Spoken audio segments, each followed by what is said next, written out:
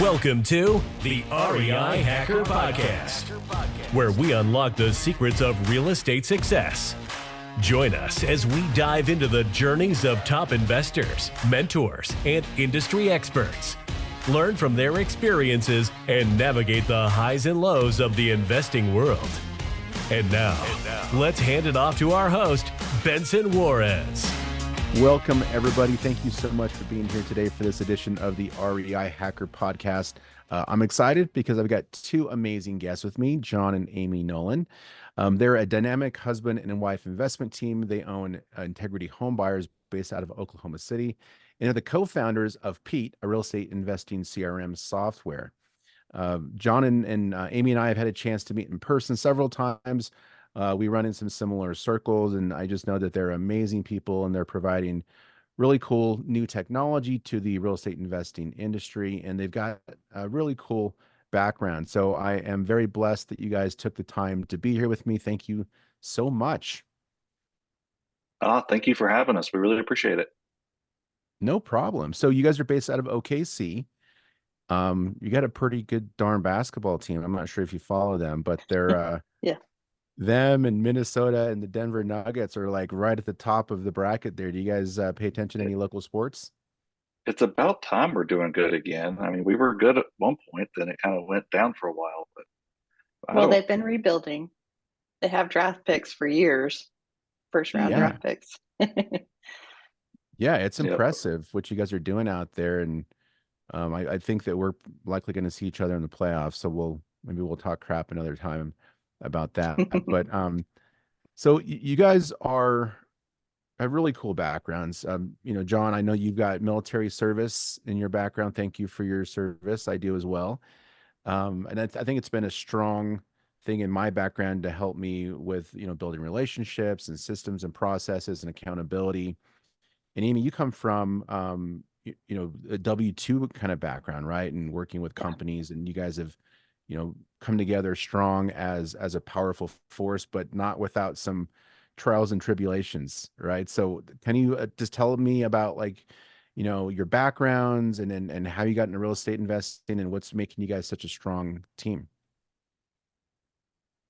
Well, kind of getting into the background of how we ended up in real estate, go back to when I was in high school. My parents had a few rentals, just two of them, literally a few. And they had somebody move out of one of them. They'd been there for a long time, like 10 years or so. And it was one of the classic houses now that I would love to walk into because, they never let their dogs outside, wood floors. I mean, just trashed the house.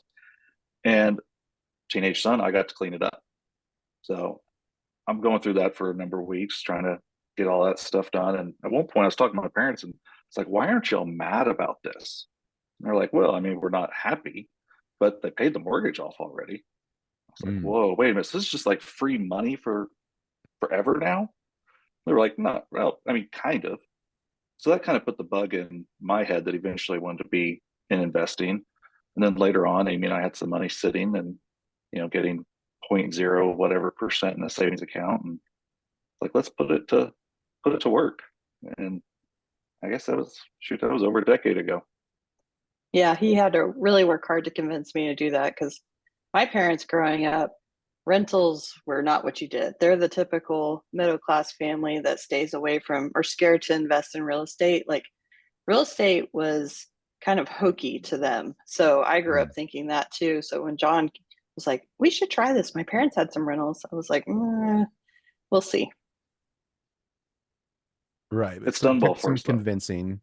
But when you have some success, like that becomes a little bit easier. And the question is like, when do you decide to go in and really start to, move most of your assets there and time and resources? But, over the last decade, you guys have done over 500 transactions, 125 rental properties, at least at the time that I was doing some research.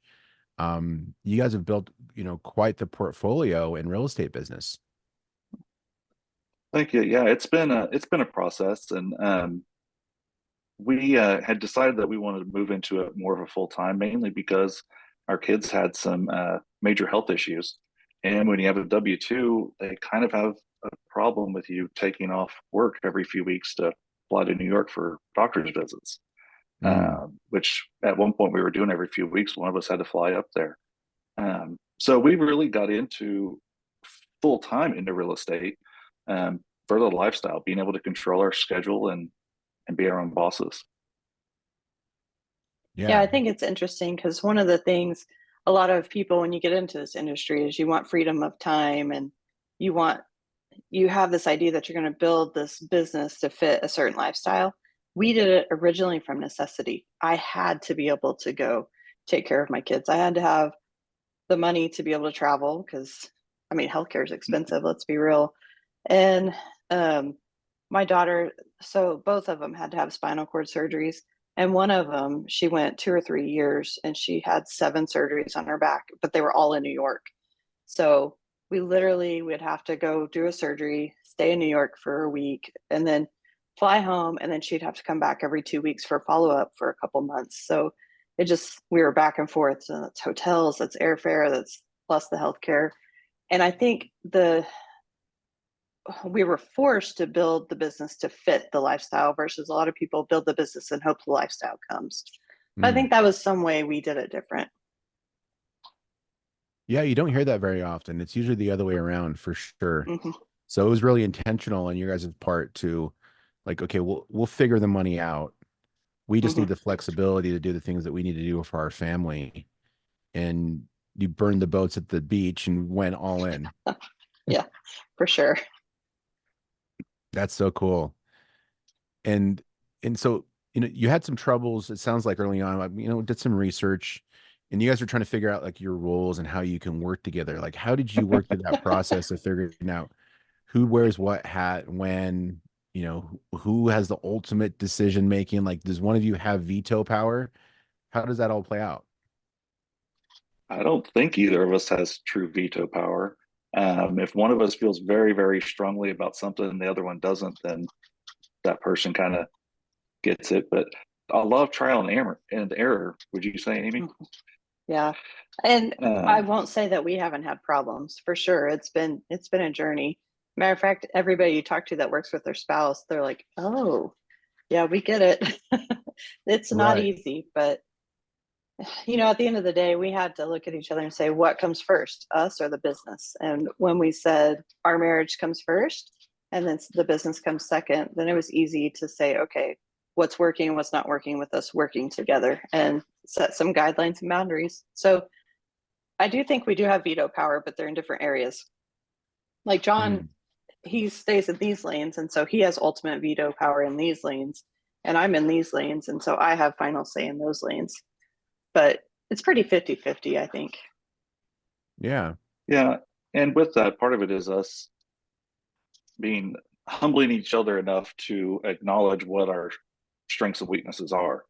Because there's some areas that we overlap, but there's a lot of areas that you are much better than I am, and vice versa. And it's hard for people to admit that, whether it's working with their spouse or anybody else, it's hard for people to admit, I'm not good at this, somebody else can do it better.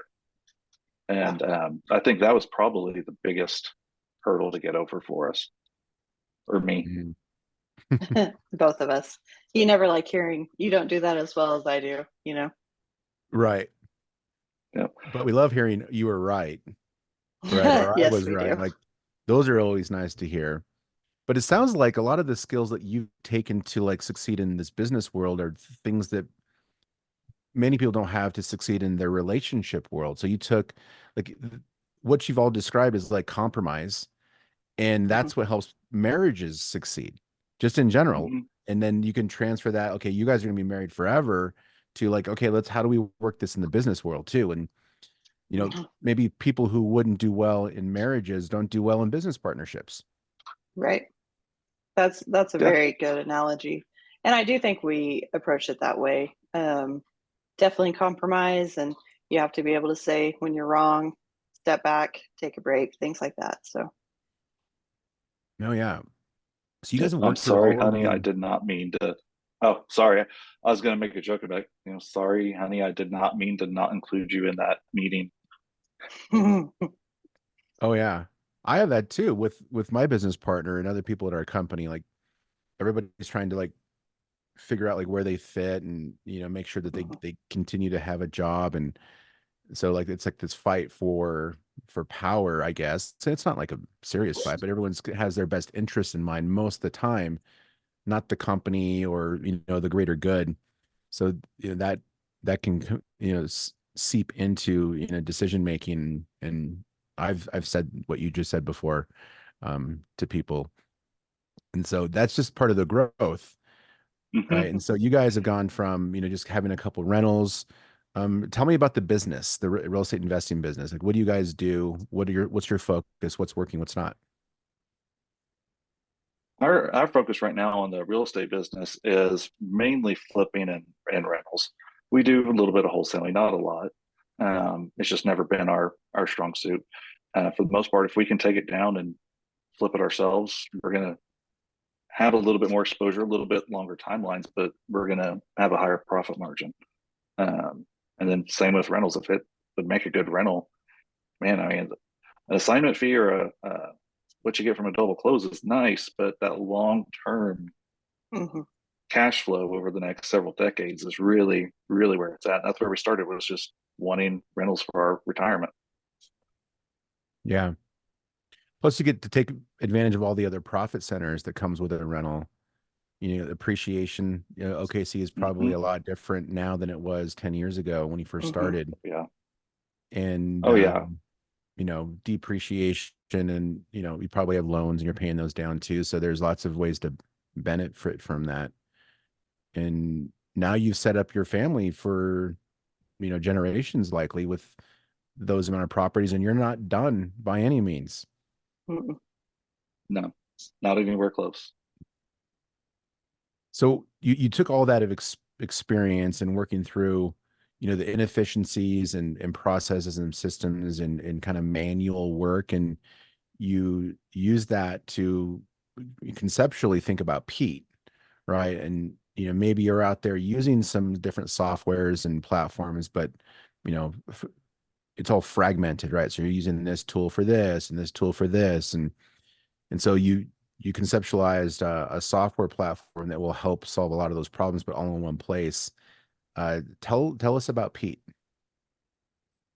Well, it didn't originally start out as trying to be all of that. It started out as, I think I've heard this quote attributed to people, and I'll butcher it, but if you want to get something efficient, have a lazy person do it.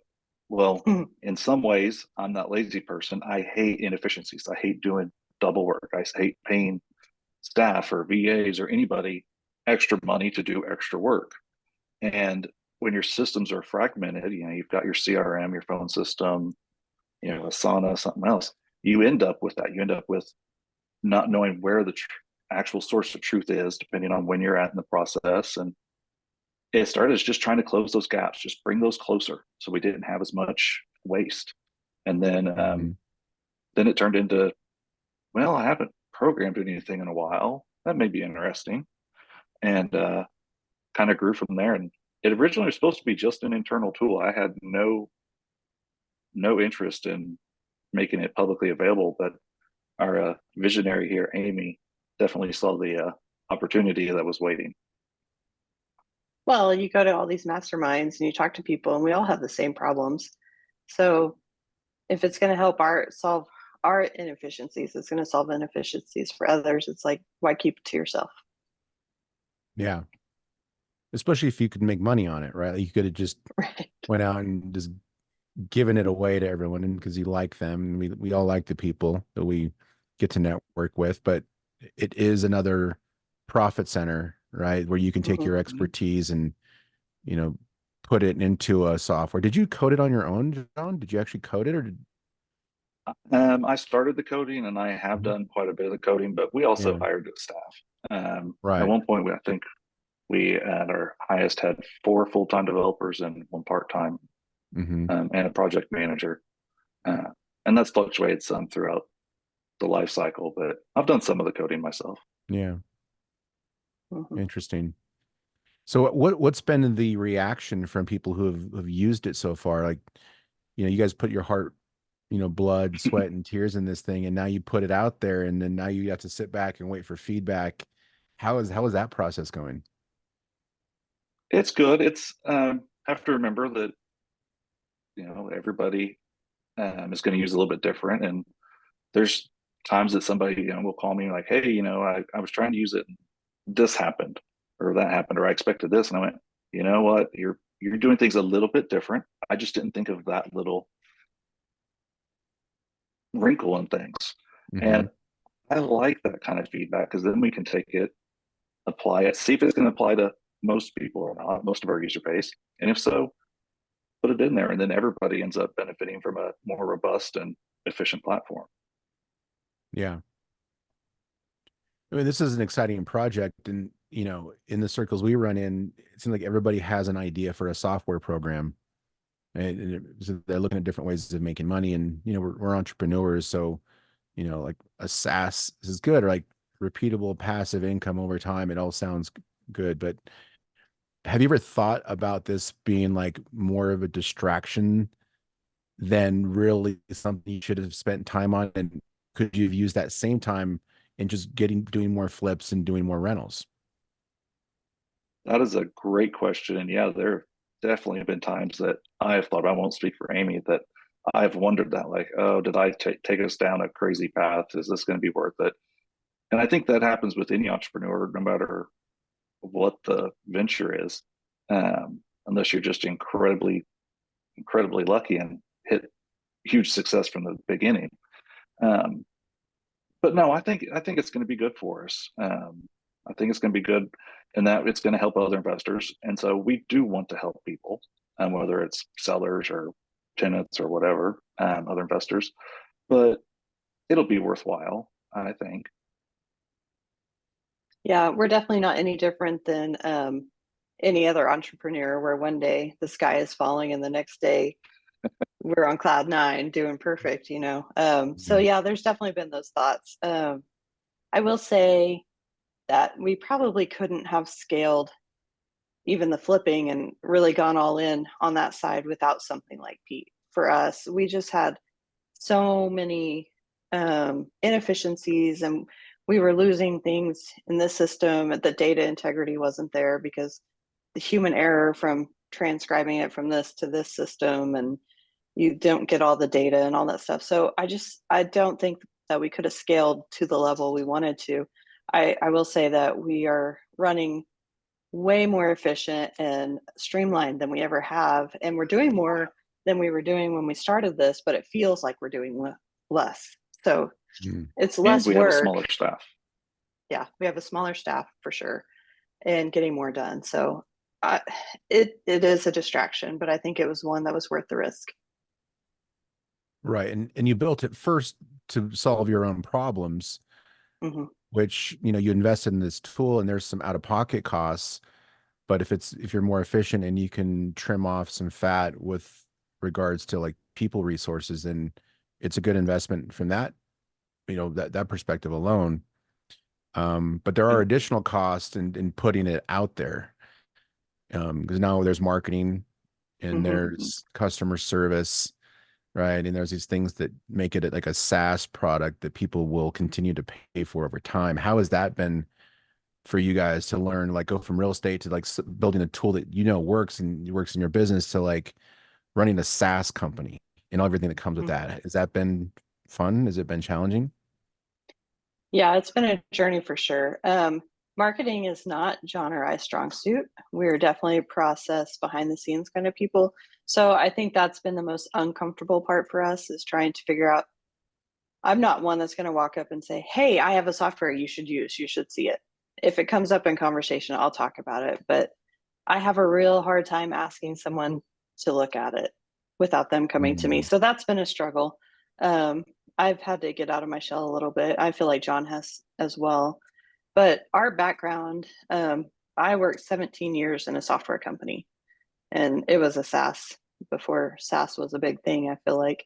And, like customer service was the focus. That one was a mom and pop shop that grew to a top 5 in the nation software company because of customer service. So Jon and I have really taken a lot of what we learned through that into consideration with this. Like, customer service is where it is make or break. If you don't take care of your people, you won't have people. Yeah. So yeah, you can have an amazing sales team, an amazing product that does wonders, And if you don't take care of your people, your turn's going to be 90% every month, and you can't sustain that. Yeah. And I'll be real honest, I'm going to look at a retention number more than a new customer number any day of the week. That's where the importance is I'm not just trying to make as much money as I can. I won't lie. I want to make money with this. It would be a great income, but I want to keep customers. I want to help people, and I want it to make sense for people that are using it. It has to be a fit both ways. Oh yeah. Yeah. When someone comes up to you and says, "Oh, like I love your system. You know, it did this for me, or I found my first deal, or it saved me so much time, or I was able to get rid of, this person I was paying 80 grand a year." Like Mm-hmm. those are the things that will get you up in the morning. Yes, Yeah, absolutely. it's fulfilling. It's very fulfilling. I mean, we last May we let our operations manager go for other reasons, but Amy and I were talking. We're like, let's just pump the brakes a little bit. Let's not hire a new operations manager. That's a whole other conversation. Let's wait. Let's figure out exactly what we need them to do. A few months later, we realized we don't need to replace that position. All of that accountability was built out. All those processes were built out in Pete. So it was just tracking what's supposed to be done via Pete, which we have daily huddles. We have a weekly update with the whole team. That was already happening. So we eliminated a fairly high paying position, and being able to do that for other people is very fulfilling. And one thing that we noticed is like operations, we wanted to make sure everybody knew their place, their role, and they were held accountable. Are you completing things, or are things falling through the cracks? And Pete really solves that for us, because one of the brain behind Pete is customized workflows, and that's drip campaigns and stuff, but that's also business flow. So if somebody signs a contract through Pete, when it's signed, it knows it's signed. So it knows this is the process I follow. So it alerts all the people that need to take over at that point.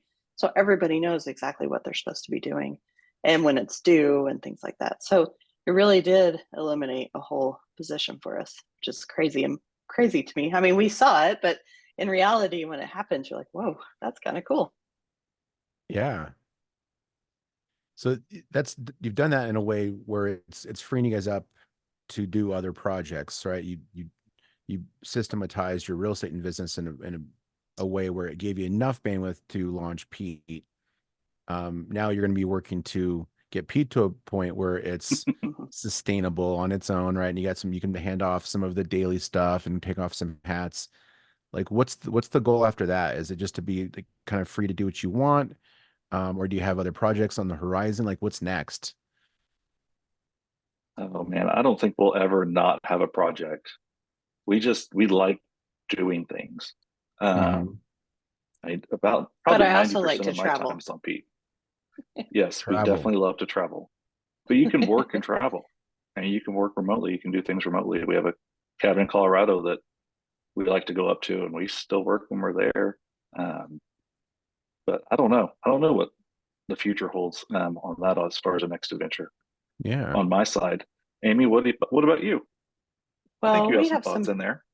I do have thoughts, but we have some big plans for Pete. So Pete is what it is, but it's got some major growth things that we're going to do that I think will be pretty pivotal. So there'll still be a big focus on that. But I do think travel, there's some things non-real estate I'd like to do. I'd like to get to where we really can just do what we want to do, whether that's like donating our time to help people or things like that. There's bigger things in life than just running a business. But I will say we are addicted to entrepreneurship. So there's a good chance something will come up before then.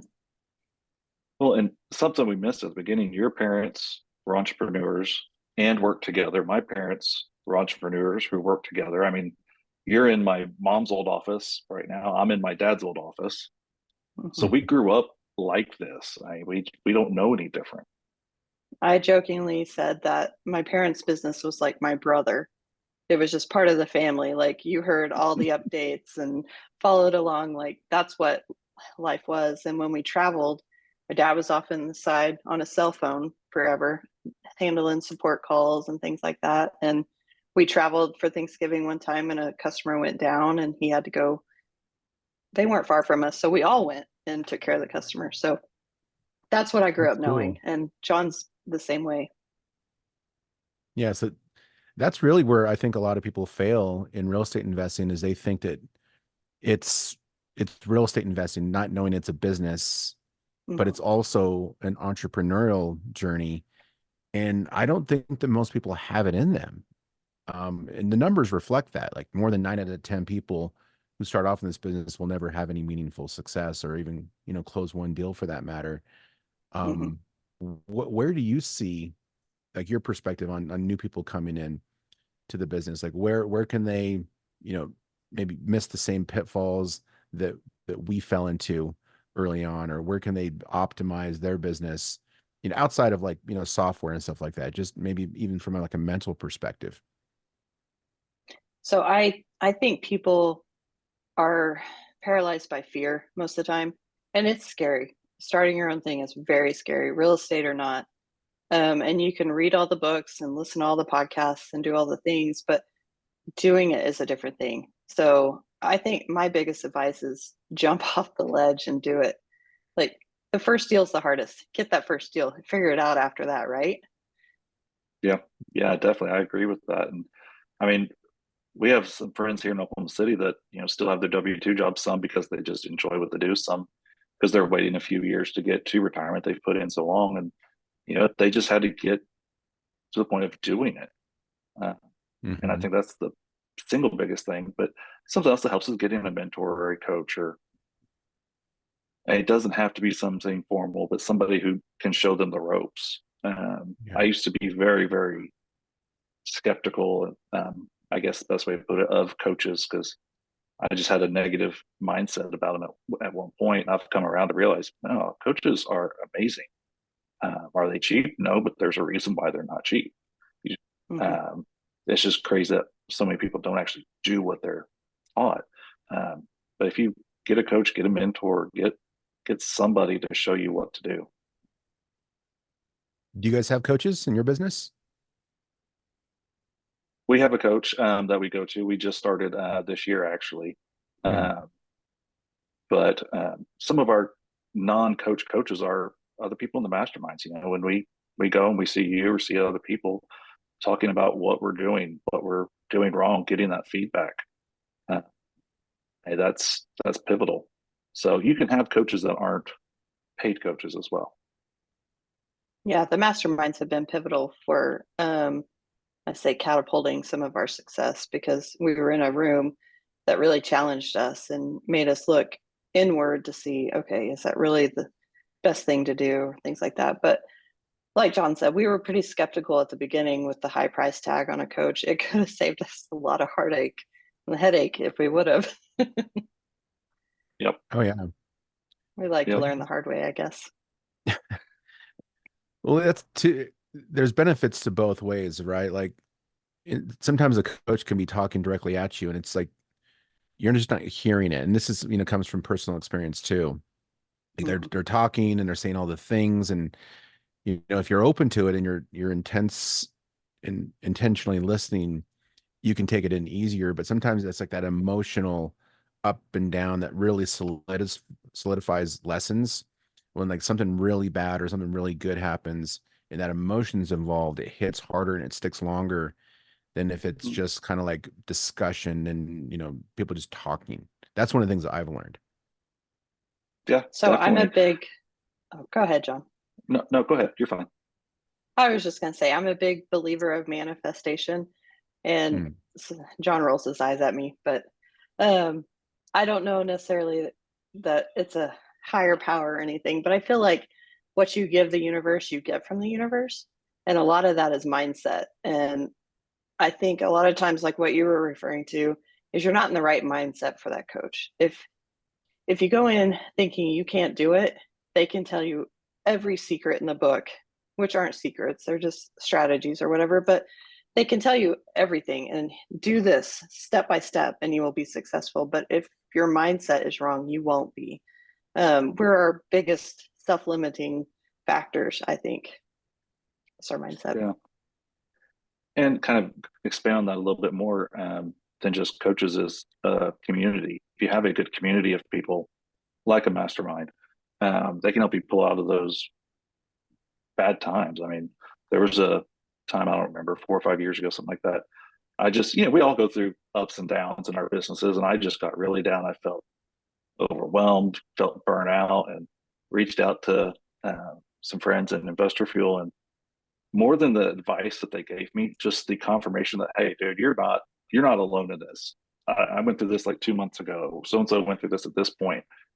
Somebody else had it even worse. And it's like, oh, I know I'm not alone, but I never really realized, I never felt that. So kind of like you're mentioning, Benson, with having the emotional factor kind of come in there, it does the same. Yeah. And I feel like too, it hits differently when it comes from a peer rather than someone who's a coach. A lot of times we put up on a pedestal, right? And they're like, oh, they're raining down on you, and they're illuminating your path. And it's a different discussion with them than it might be somebody who's sitting next to you at a table at a mastermind who's doing the same things you are, but just had that one experience that can help you. Yeah. And being honest and not just blowing smoke at everybody. Oh, everything's great. No, if you have a bad quarter, talk about it. See what other people are doing. See what other people have done to get out of it. Yeah. Yeah. And then the friendships that come out of that too, like the strong bonds, and then you figure out synergies, like, oh, I can help you with this, and they can help you with that. And that's the really cool, like the synergies, like 1 + 1 = 3. And you guys have had some of that too, right? So like some of your first beta users were people in the Investor Fuel Mastermind, right? Yep. Yeah. We had our first beta users came and said, hey, we heard you talking on a podcast, and that what you were saying, that's exactly what we need. What do we have to do to be able to start using it? It's like, well, perfect timing. We're ready to take our first beta users. We were here looking for beta users. Well, Jon, that only happened because Amy manifested it. Thank you. Okay. It worked. It did work. There's some validity to it. When you're looking for positives, you find positives. When you're looking for negatives, you find negatives. Yeah. Echo chambers. We're all in those. I know, at least I am, even within this community, right? There's a lot of similarly minded people. And so it does create a bit of an echo chamber, even within this world. But, I love masterminds too. Like I always talk about, the ones that I'm in, Investor Fuel, the family. I'm not in like CG or anything like that, or the boardroom. But it sounds like being in a mastermind for you guys has been a good investment. What do you think the benefits in general are? And actually tell our audience what a mastermind even is. Amy, do you want to take that one? Go ahead. A mastermind is a group of like-minded people getting together and sharing what's working and what's not working, is the way my mind kind of equates it. The benefits are, we've been talking about them for a few minutes, are huge. They're insurmountable. Being around these people that have more experience helps, but even when you're maybe the most experienced person in the room, doesn't mean you have nothing to gain or nothing to learn from people who have less experience. They've had different experiences. And so getting together and sharing that and saying, you know what, my ego was left at the door. Hopefully it was left before I even left the house. And share those thoughts and those strategies, and having an abundance mindset, not worried, oh, is somebody going to take this and start marketing in my county? Come on. Even if somebody else, what if 5 other people started working in your county? Are you really not going to be able to buy houses? That's not a good mindset. Right. That's the difference between an abundance mentality and the latter, right? And knowing there's enough out there for everyone, and there's JV opportunities with people out there as well. For me, it's been one of the greatest outlets in meeting other people and creating new ideas. One of the things for me it's been great is the accountability, like going to these masterminds and seeing all of the amazing things that they're accomplishing in their businesses, getting a bit of FOMO, and going back and being like, man, like I need to get my crap together. These people are operating at a high level, and I'm not, or I could fix this and that. Does that help you guys as well? Yeah, it does. I think it does. Definitely. Amy, I just thought you started to say something. No, you're fine. I was going to say definitely. I think that's one of the biggest catapults for our business was being in those rooms with other people and seeing. I think we're very process driven. Excuse me. And seeing how processes work and fail and how dialed in you can get your processes really changed our business. And honestly, Pete wouldn't be around without the mastermind, if we're being completely honest. Oh, wow. So that was like the feedback you got from people and seeing those problems in a larger sense really helped you understand, like, people need this. Like, we need to build this. Yeah, because when it was just going to be an internal tool, it was not pretty. It was not something anybody would want to look at and use. It was strictly, let's make things as efficient as possible. So it never would have gotten to the point that it is now. Well, it would have been aspect, prettier than way you had it because I'm involved. yeah, good point. I'll give you She that. brings the design eye, right? That's awesome.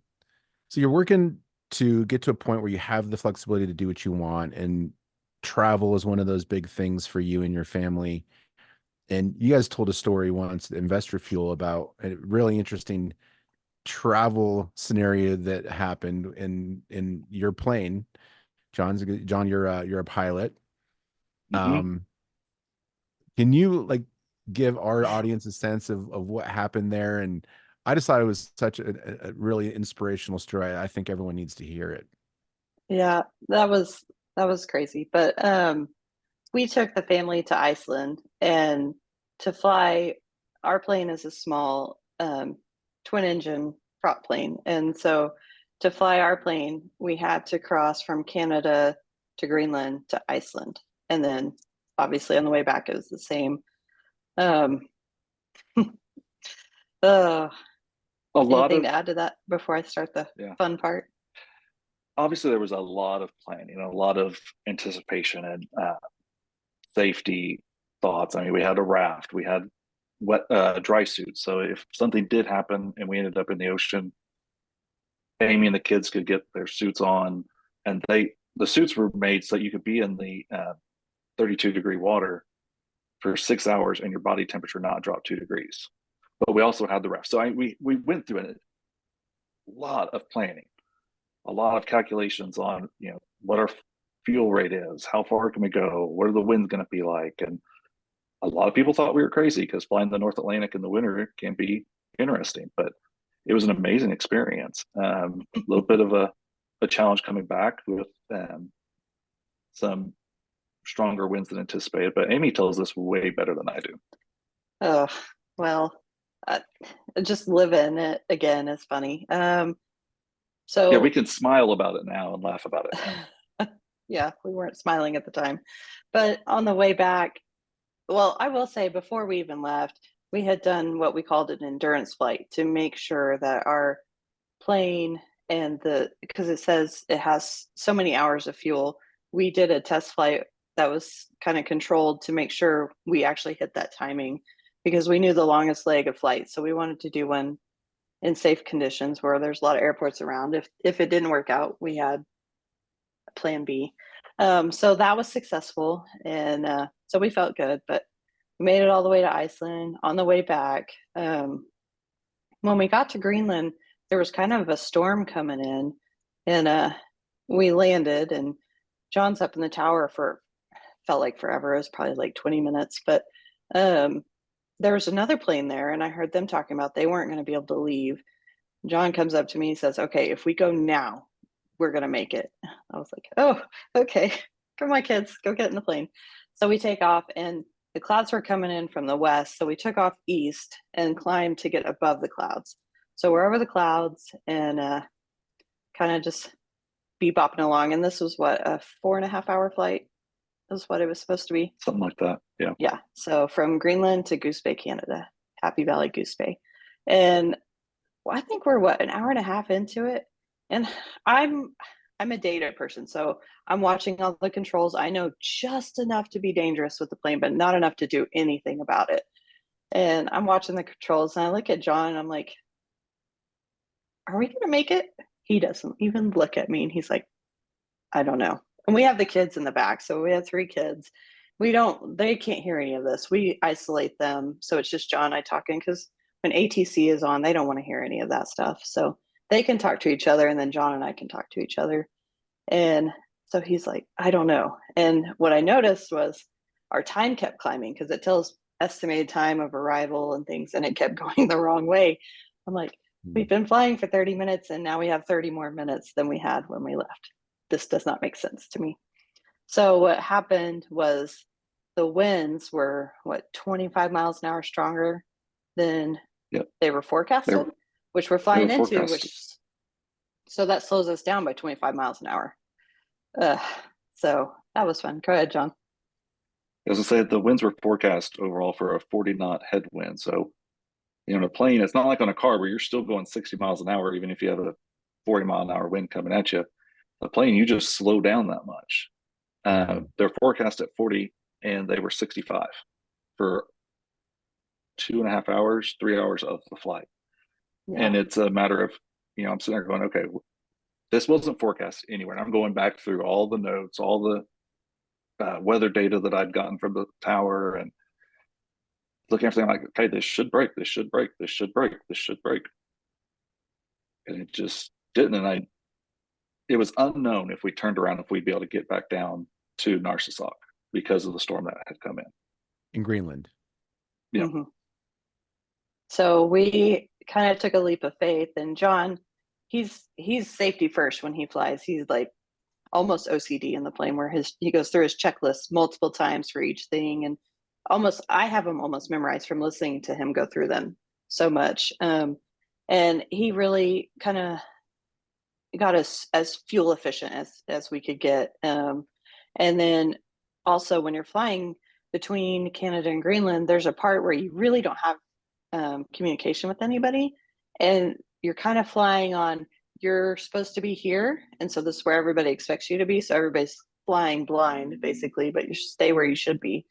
Well, John noticed that the winds were forecasted to be less 2,000 feet below where we were flying, and so we were kind of trying to decide, okay, do we drop down and hope that the winds are better, and if they aren't, climbing back up is going to use more fuel, or do we just stay here where everybody expects us to be? And we kind of knew that the traffic wasn't real bad, and we knew there was a chance we could probably get in a little bit of trouble when we landed if we weren't where we were supposed to be. So we took a chance, and we went down, and the winds were better there, and not a lot better, but I was counting every mile an hour we could get.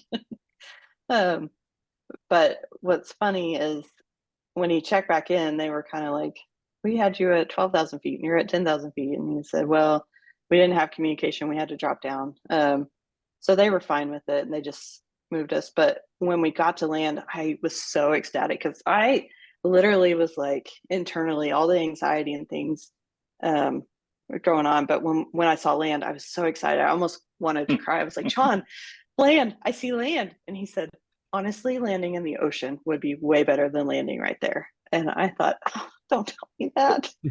It was rocky. It wasn't level. It wasn't level at all. It was rocky. It was icy rocks. Yeah, icy rocks. It's like, and the ocean close to the shore didn't have huge swells. I was like, I'd rather. But I was constantly looking at the plane, just, okay, if something happens, where am I going to put the plane down at? Well, how much further did you guys have to fly before you got from land to an airport, or at least a safe place to land? What was it, about like 45 minutes? Yeah, 30, 45 I want to say, but it was the closest airport was the one we were going to. There was no other airport to go to. It was either Narsarsuaq or Happy Valley Goose Bay. And I will say, we were kind of prepared, because there was some more traffic when we were going to Happy Valley Goose Bay. And when we were coming in, we knew we were, what we felt like was on fumes. We weren't completely on fumes, but in our mind we were. And Jon was ready to tell the tower, like if somebody was in front of us, that we had an emergency and we needed to do a straight in landing.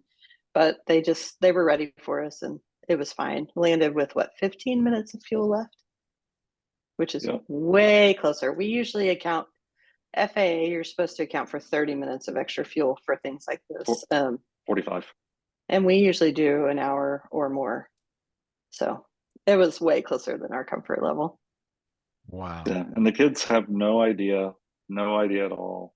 I'm sure we'll tell them some point. I want them to keep flying with us, though.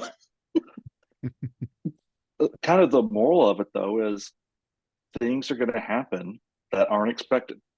Unplanned things are going to happen, and you have to be able to pivot. You have to be able to coast. You have to be able to make it a little bit further at times, whether that's your real estate business or your marriage or just life in general. Mm-hmm. But if you give yourself some tolerance, so you have a little bit of wiggle room, and then you trust your systems, you trust your training, you trust what your coaches or your mentors or your peers have taught you,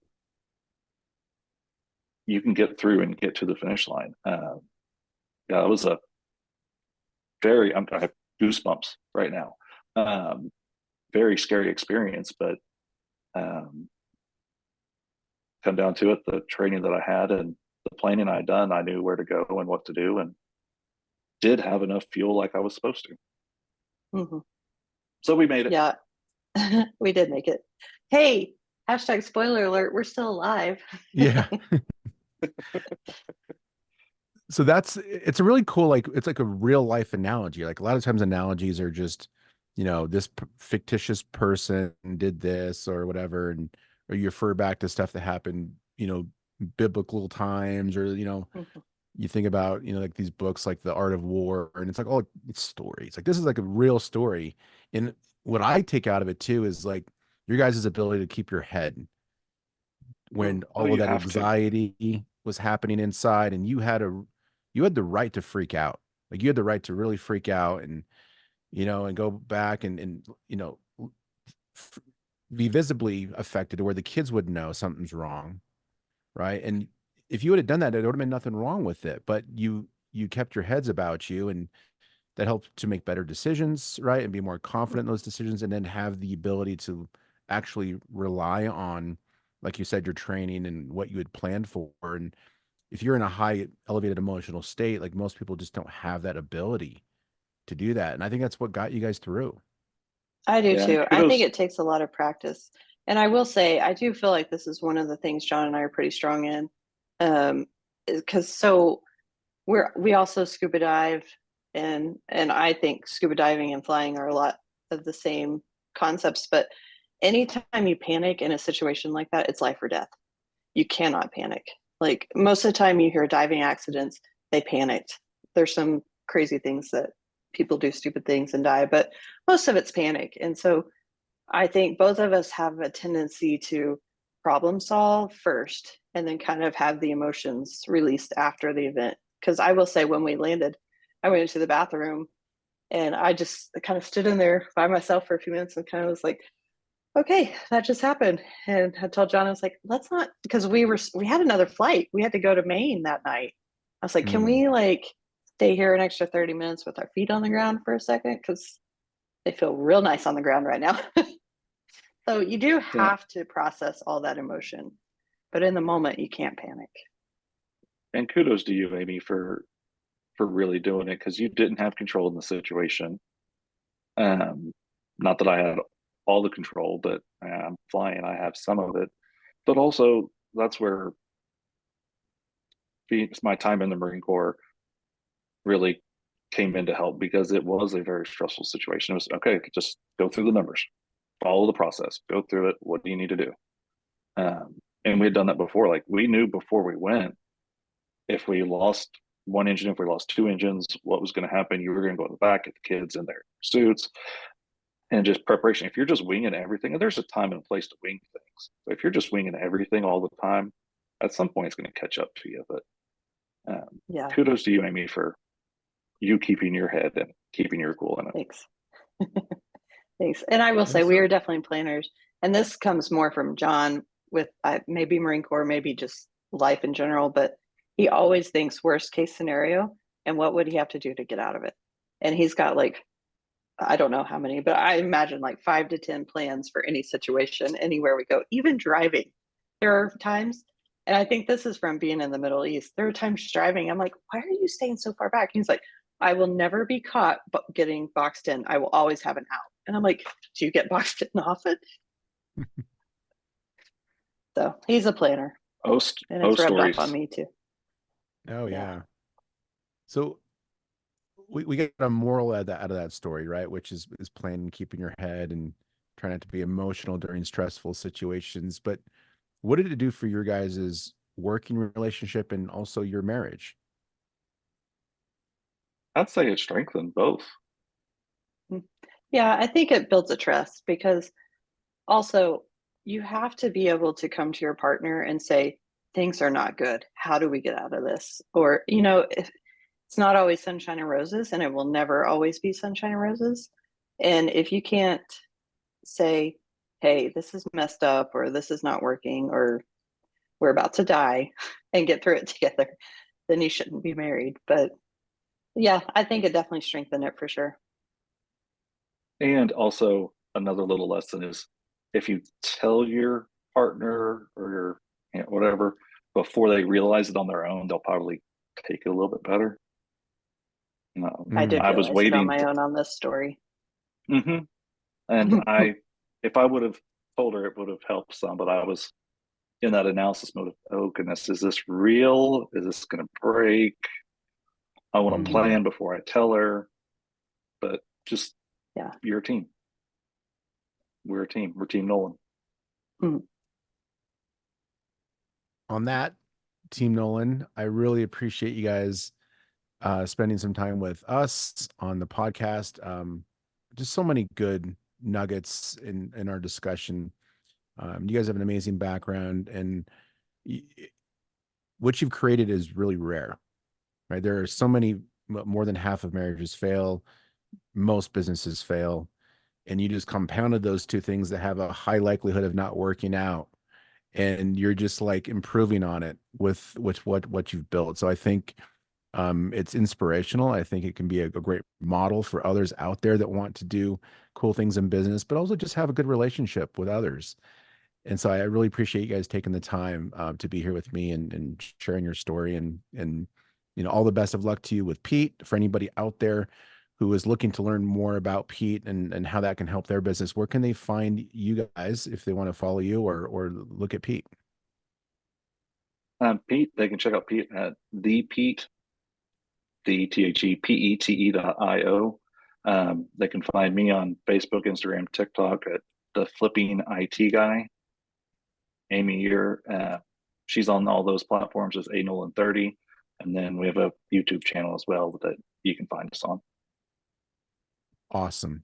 Well, thanks everybody for being with us on this edition of the REI Hacker Podcast.